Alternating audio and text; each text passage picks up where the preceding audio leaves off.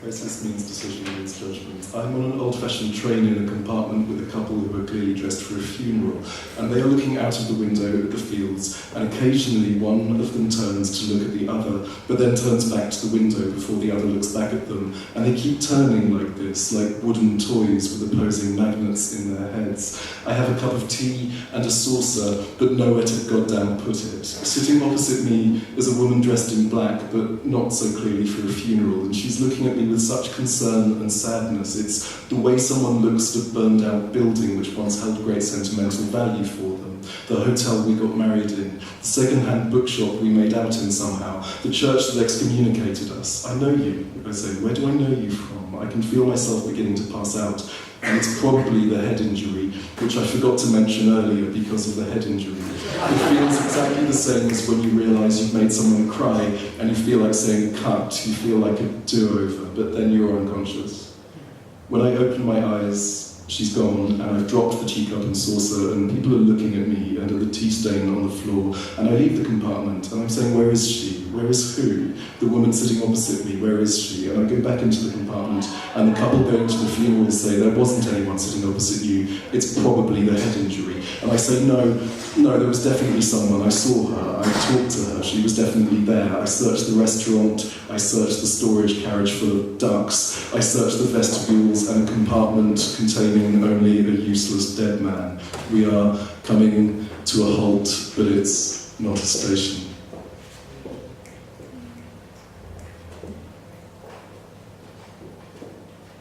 Secretly smoking out of a Velux window and dropping the cigarette end onto the roof so that it bounced between the lumps of moss growing on the slates like a pinball. Laid out on a blanket in Mission Oaks Park on the opposite embankment of the river from the footpath that's still visible to joggers and dog walkers and families. There was nothing you had to do, and the sunlight made the blackout curtains look like an album cover, and you were the last to wake up, and somebody was making coffee. You were drinking tea from a thermos that couldn't stand upright on the ground, and you didn't feel the few ants that were starting to make their way over. And you didn't feel like broken bottles and bubble gum. You didn't feel like the foot of a swollen pigeon. You didn't feel like the Fergana Valley oil spill. You didn't feel shame at the possibility of being recognized even though your sister lived nearby, because you didn't believe there was anything shameful in honesty. And you swam as far out as you could, the undertow passing you down the shore as if from hand to hand,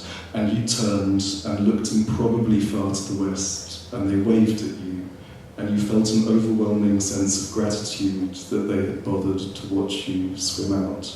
And I sat, watching each passerby, and felt the scratchiness of twigs pressing into my forearms, while unearthing blades of grass, one at a time, with the same involuntary reluctance of immersing hands into sand, fingertips first, wondering how I could possibly pick you from my nails. You were buying a present for someone, and that is the best thing, because you buy a present for your idea of someone, or for your idea of the way God sees them. Your presence made me see things I wasn't used to seeing, the color of eyes, or how you were beginning to wear your hair up less and less. You wore your sense of duty like a dog collar, like epaulettes or bunny, but it worked, ran to callbacks and repeats. I was used to avoiding eye contact with someone like you, used to making up excuses about somewhere I needed to go after work. You were going somewhere, or counting down the minutes before going somewhere that felt like a blanket fort, some cessation to fear or unhappiness, like you always got each other's jokes, that you could feel